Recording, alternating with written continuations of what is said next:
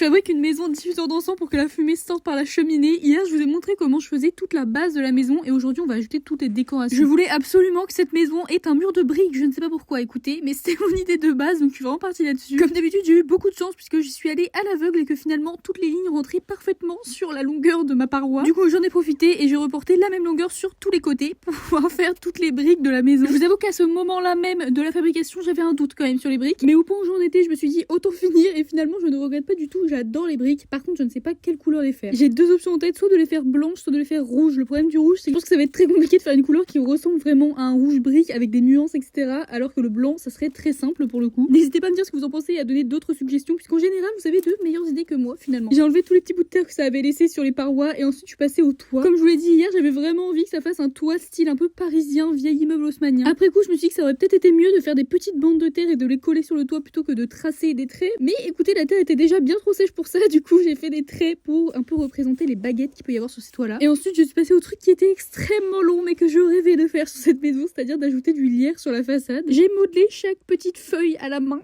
Je ne veux pas savoir combien il y en a, d'accord? Vraiment c'était très long. Mais je pense que ça en valait la peine parce que je suis trop contente du résultat et je pense que ça rendra encore mieux quand ça sera peint. Et enfin, dernier détail que je voulais absolument ajouter, c'est de faire un effet de bois sur la porte d'entrée. J'ai vraiment essayé de reproduire les nœuds qu'il y a dans le bois, etc. Et je trouve que ça rend extrêmement bien, étonnamment. La prochaine étape, c'est la couleur et la cuisson, donc n'hésitez pas à me dire ce que vous en pensez.